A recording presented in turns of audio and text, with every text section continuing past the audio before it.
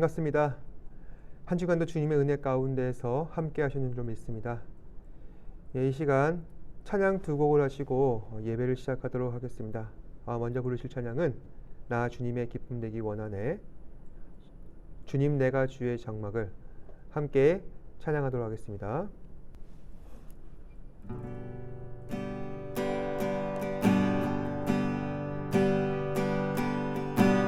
나 주님의 기쁨 되기 원하네, 내 마음을 새롭게 하소서. 새 부대가 되게 하여 주사, 주님의 빛 비추게 하소서. 내가 원하는 한 가지, 주님의 기쁨이 되는 것. 내가 원하는 한 가지, 주님의 기쁨이 되는 것. 겸손히 내 마음 드립니다. 나의 모든 것 받으소서. 새 힘 함께 깨끗게 씻어주사, 주의 길로 향하게 하소서. 내가 원하는 한 가지, 주님의 기쁨이 되는 것. 내가 원하는 한 가지,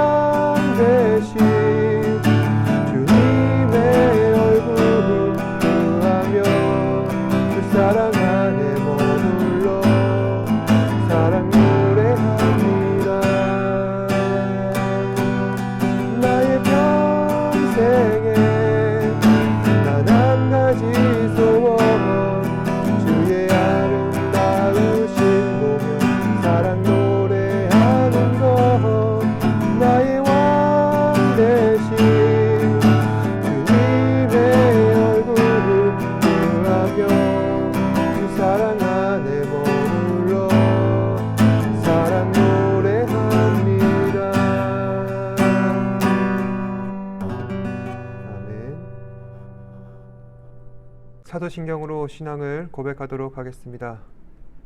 전능하사 천지를 만드신 하나님 아버지를 내가 믿사오며 그 외아들 우리 주 예수 그리스도를 믿사오니 이는 성령으로 잉태하사 동정녀 마리아에게 낳으시고 본디오 빌라도에게 고난을 받으사 십자가에 못 박혀 죽으시고 장사한 지 사흘 만에 죽은 자 가운데서 다시 살아나시며 하늘에 오르사 전능하신 하나님 우편에 앉아 계시다가 죄로서 산자와 죽은 자를 심판하러 오시리라.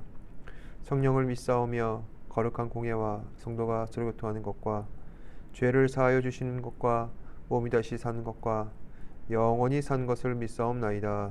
아멘. 이 시간 함께 예배를 위해서 기도하겠습니다. 고맙고 사랑이 많으신 아버지 하나님 감사합니다. 오늘도 이렇게 예배 자리에 나와 하나님을 찬양하며 경배할 수 있도록 우리 친구들 인도하여 주시니 감사합니다.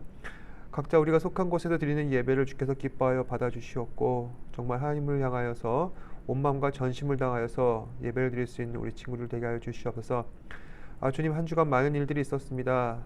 무엇보다도 코로나 확진자가 많이 일어나 주님, 우리의 삶이 여전히 염려 가운데 있고 또한 조심스럽게 우리의 일상을 유지하고 있습니다. 하지만 어디에서 무엇을 하든지 하나님의 뜻과 그 능력을 신뢰하며 주께서 기뻐하시는 주의 자녀로서 살아갈 수 있도록 주님 인도하여 주시옵소서. 주님, 이번 주 새로운 학기를 맞이하였습니다. 또 새로운 학교에 들어간 친구도 있습니다. 주님, 우리의 학업을 주께서 기억하시고 축복하여 주사 최선을 다하여 수고하고 또 수고한 만큼 귀한 열매 거둘 수 있는 우리 친구들 되게 하여 주시옵소서. 그리하여서 그 삶을 통하여서 하나님 앞에 영광을 돌리며 하나님을 기뻐하는, 하나님께서 기뻐하시는 주의 자녀로서 살아갈 수 있도록 성령님 인도하여 주시옵소서. 오늘도 주님의 귀한 말씀을 듣습니다. 이 말씀을 통하여서 하나님의 진리를 잘 깨닫게 하시고 이 말씀으로 말미암아 우리의 삶이 변할 수 있는 친구들 되게 하여 주시옵소서. 모든 것에 감사드리며 살아계신 예수님 이름으로 기도드립니다. 아멘.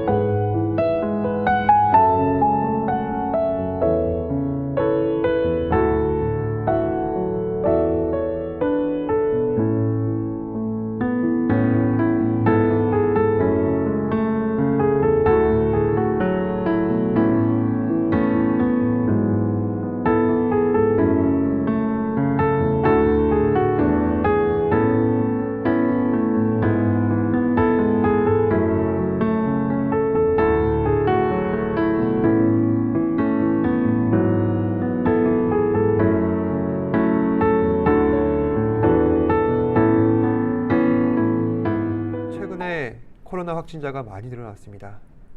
얼마 전 하루 확진자가 26만 명까지 나왔다는 것을 뉴스 보도를 통해서 확인을 했었는데 그래서 그런지 다들 염려하고 있는 것 같습니다.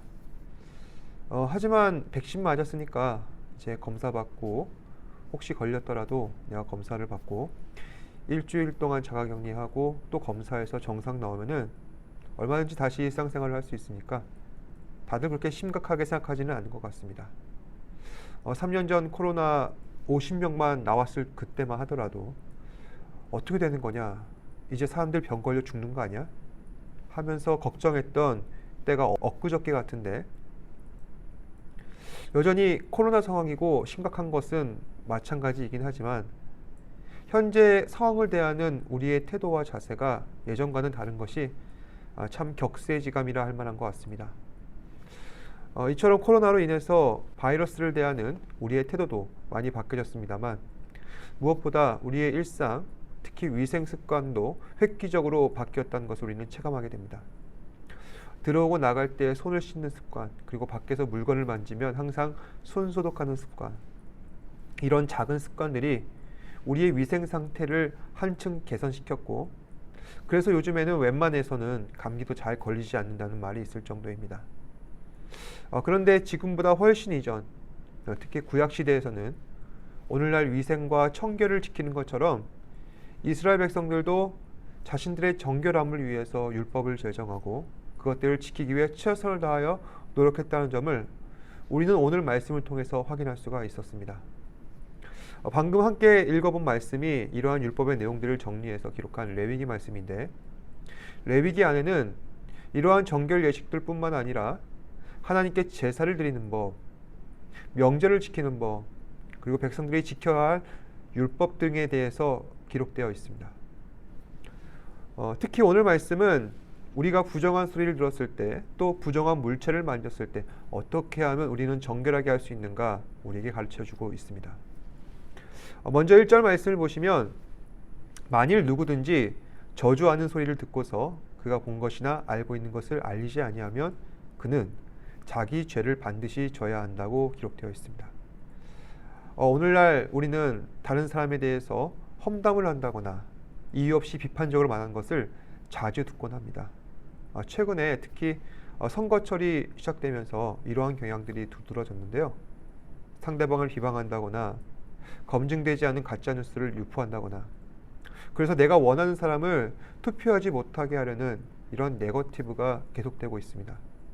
그래서 항상 선거철만 되면은 사람들은 마음이 불편하고 괴롭습니다. 오늘 성경 말씀은 이와 같은 비방이나 험담을 들었을 때 보다 우리가 적극적으로 대처하도록 요구하고 있습니다.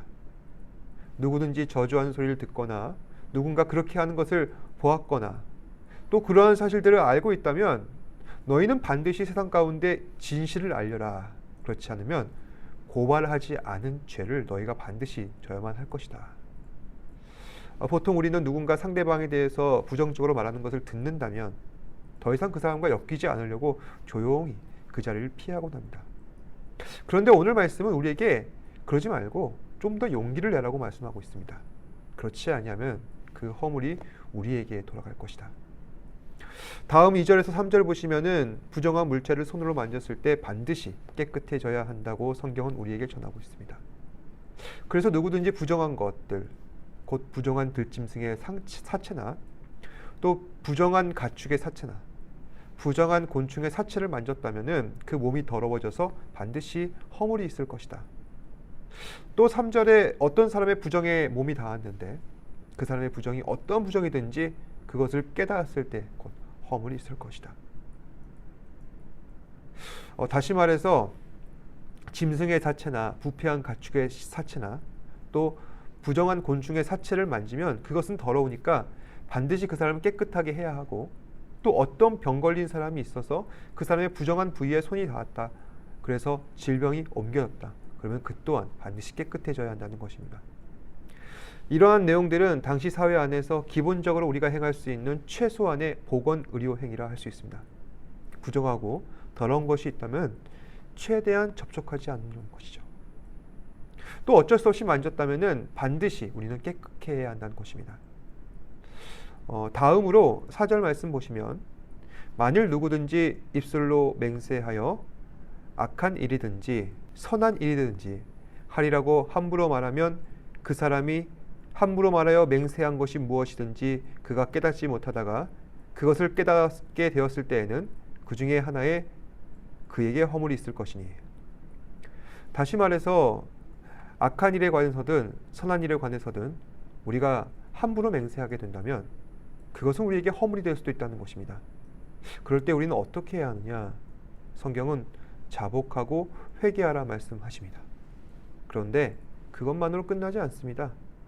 반드시 그에 따른 책임을 져야 하는데 그 책임을 어떻게 수행해야 하는가? 반드시 속죄의 제물을 하나님 앞에 드려야 한다. 속죄의 제물이란 자신이 하나님 앞에서 빗나가고 어긋난 것들을 다시 바로잡기 위해 깨끗하게 하고 보상하려는 차원에서 드려진 제물이라 할 수 있습니다. 그래서 신자는 속죄 제물을 드릴 때 어떤 경우에 그 속죄 제물을 드려야 하는가? 누군가 저주하는 소리를 듣거나 그래서 자기 죄를 져야만 할 때, 또 부정한 물체를 만졌다거나 아니면 부정한 사람에 대해서 그 사람의 신체에 접촉을 하였을 때, 또 누군가 함부로 맹세하여 자신이 잘못한 것을 깨닫게 되었을 때 반드시 그 사람은 속죄 제물을 드려야 한다. 그러면 이러한 속죄 제물을 어떤 사람이 드려야 하는가? 5장 1절에 보시면은 누구든지라고 되어 있습니다. 그러니까 누구든지 자신에게 죄를 범한 것이 있다면 그 사람은 반드시 하나님 앞에서 속죄해야 한다. 그렇다면은 속죄 제물을 드려야만 하는 범죄의 범위는 어디까지인가? 2절에서 3절 보시면은 만일 누구든지 부정한 것들, 곧 부정한 들짐승의 사체나 부정한 가축의 사체나 부정한 곤충의 사체를 만졌으면은 부지중이라고 할지라도 그 몸이 더러워져서 허물이 있을 것이요. 만일 부지중에 어떤 사람의 부정에 닿았는데 그 사람의 부정이 어떠한 부정이든지 그것을 깨달았을 때에는 허물이 있을 것이라. 다시 말해 하나님께서는 내가 일부러 지은 죄든지 모르고 범한 죄든지 죄에 대해서는 절대로 예외를 두지 않으신다는 것입니다. 한마디로 죄에 대하여 무자비하신 분이 하나님이십니다. 하지만 그런 말 있죠. 죄는 미워하되 사람은 미워하지 말라고. 아주 먼 옛날 북아프리카 히포라는 곳에서 신부로 재직하셨던 어거스틴이라는 분이 이 말을 처음 하셨습니다. 죄 용서하면은 사람들이 이 말을 습관처럼 할 정도로 자주 인용되는 말이기도 합니다. 그런데 이 말씀을 최초로 실행하신 분은 바로 하나님이십니다. 하나님께서는 우리의 죄를 미워하셔서 우리의 몸에 하나님의 징벌인 죽음을 주셨지만 그렇다고 해서 하나님께서는 그 죄로 인하여 우리를 미워하시지는 않으십니다. 도리어 사랑하셔서 우리를 용서하시고 죄에서 구원하라 하십니다. 그 증거가 오늘 말씀에 기록된 속죄 제물을 드려라입니다. 그래서 하나님 앞에 속죄 제물을 드릴 때 우리는 어떤 예물을 드려야 합니까? 7절 말씀. 만일 그의 힘이 어린 양을 바치는 데 미치지 못하면 그가 지은 죄를 속죄하기 위하여 산비둘기 2마리나 집비둘기 새끼 2마리를 여호와께로 가져다가되 하나는 속죄 제물을 삼고 하나는 번제물을 삼아. 또 11절 말씀입니다. 만일 그의 손이 산비둘기 2마리나 집비둘기 2마리에도 미치지 못한다면 그의 범죄로 말미암아 고운 가루 10분의 1 에바를 예물로 가져다가 속죄 제물로 드리되 이는 속죄제인즉 그 위에 기름을 붓지 말며 유향을 놓지 말고. 그러니까 이 말씀에 의하면 속죄 제물을 드릴 때 반드시 산비둘기 2마리나 집비둘기 2마리를 바치도록 되어 있습니다. 하지만 생활이 여의치 않아 비둘기를 바칠 수 없는 고아나 과부나 나그네 같은 사람들도 있는 것이죠. 이러한 사람들에 관해서는 고운 가루 10분의 1 에바, 즉 밀가루 2리터 정도를 바치도록 되어 있는 것입니다.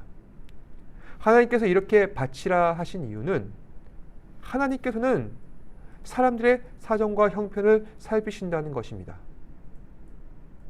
또 하나는 어느 누구도 죄에 대해서는 예외가 없다. 사정이 여의치 않은 사람이나 풍요로운 사람이나 모두 예외 없이 죄인이기 때문에 자신이 범한 죄에 대해서 책임을 져야 한다.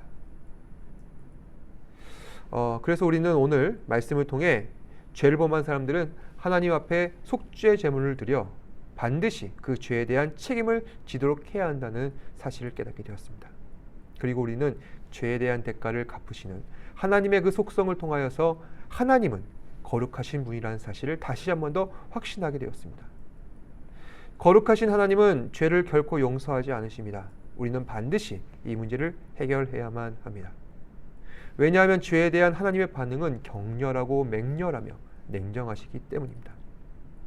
하박국 1장 13절 말씀에서는 다음과 같이 우리에게 전하십니다. 주께서 눈이 정결하심으로 악을 참아 보지 못하시며 패역을 참아 보지 못하시거늘. 그러니까 하나님께서는 내 눈에 흙이 들어오기 전에 절대로 너희가 죄를 범한 것을 보지 못하겠다. 반면에 하나님께서는 만약에 우리가 하나님을 닮은 거룩한 삶을 살아가게 된다면 그 사실을 놓고 굉장히 기뻐하신다는 것입니다. 레위기 19장 2절 말씀입니다. 너는 이스라엘 자손의 온 회중에게 말하여 이르라. 너희는 거룩하라. 이는 나 여호와 너희 하나님이 거룩함이니라. 이 말씀을 잘 생각해 보면 결국 하나님께서는 어떨 때 우리를 가장 기뻐하시는가? 우리의 말과 행실 가운데에서 하나님의 거룩하심이 발견되었을 때, 사람이 살다가 세상에서 죄로 인하여서 오염되어 부끄럽게 된다 할지라도 은혜로 말미암아 자신의 죄를 깨닫고 즉시 회개하여 하나님의 품으로 다시 돌아와 다시 정결하게 되었을 때, 그것으로 인해 하나님께서는 우리를 기뻐하신다는 것입니다. 사랑하는 여러분, 여러분께서는 정말 하나님의 기쁨이 되기를 원하십니까? 그렇다면 삶의 거룩에 힘쓰시길 바랍니다. 왜냐하면 하나님께서는 거룩하신 하나님이시기 때문입니다. 그래서 거룩하신 하나님을 본받아 여러분도 거룩해지기를 원하신다면 가장 먼저 우리 안에 있는 죄를 말씀의 능력으로 해결하시고 깨끗게 되어야 합니다. 사람들이 이야기합니다. 이번 한 번쯤이야 어때? 살다 보면 그럴 수도 있지. 그런데 죄에 대한 안일한 태도는 언젠가 내 안의 죄 문제를 무지하게 만들고, 따라서 하나님께서 미워하시는 그런 삶을 살아갈 수밖에 없게 만듭니다. 거룩하신 하나님께서는 우리 안의 죄를 차마 눈으로 보지 못하시는 분이십니다. 따라서 우리는 거룩하신 하나님을 본받아 그 거룩한 성품을 가지고 살아가야만 합니다. 하나라도 대충 넘어갈 수가 없습니다. 부재 중에 지은 죄라 할지라도 반드시 청산해야만 하는 것입니다. 그럼 어떻게 하면 될까요? 요한일서 1장 9절 말씀 살펴보시겠습니다. 만일 우리가 우리 죄를 자백하면 그는 미쁘시고 의로우사 우리 죄를 사하시며 우리를 모든 불의에서 깨끗하게 하실 것이요. 비록 죄를 범하고 죄로 인하여서 항상 우리의 삶이 무너진다 할지라도 우리가 하나님 앞에 나아가 우리 죄를 자백하고 회개한다면 하나님께서는 우리를 모든 죄와 불의에서 깨끗하게 하실 것이라 약속하고 계십니다. 이번 한 주간 매일 내 삶에 죄악을 발견하고 청산하며 회개하는 삶이 있기를 축복합니다. 그로 인하여 하나님을 닮은 주님의 거룩한 사람으로서 세상 가운데 하나님의 의를 드러내며 살아가시는 저와 여러분이 될 수 있기를 주님의 이름으로 축복합니다. 기도하겠습니다. 고맙고 사랑이 많으신 아버지 하나님 감사합니다. 주님께서는 정말 우리의 삶이 하나님께서 보시기에 거룩하고 정결한 삶을 살아가기를 원하십니다. 그렇지만 우리는 세상에 살면서 늘 항상 죄를 범하여 부끄러운 삶을 살아갈 때가 많습니다. 또 세상에 만연해 있는 죄를 따라 행하며 또한 거기에 무덤해져서 거기에 무지하여서 나도 모르게 죄를 범할 때가 많습니다. 주님, 우리를 축복하시고 은혜 내려주셔서 죄가 우리의 삶을 무너뜨리고 나의 생각과 행실을 더럽힐 때 그리스도의 보혈로 말미암아 정결케 하여 주시고 또한 주의 말씀으로 말미암아 다시 한 번 더 새롭게 하여 주셔서 하나님의 자녀답게 주님을 기쁘시게 하는 삶을 살아갈 수 있는 우리 사랑하는 친구들 되게 하여 주시옵소서. 모든 것에 감사드리며 살아계신 예수님 이름으로 기도드립니다. 아멘. 하늘에 계신 우리 아버지여, 이름이 거룩히 여김을 받으시오며 나라가 임하시오며 뜻이 하늘에서 이루어진 것 같이 땅에서도 이루어지이다. 오늘날 우리에게 일용할 양식을 주시옵고 우리가 우리에게 죄 지은 자를 사하여 준 것 같이 우리 죄를 사하여 주시옵고 우리를 시험에 들게 하지 마시옵고 다만 악에서 구하시옵소서. 나라와 권세와 영광이 아버지께 영원히 있사옵나이다. 아멘.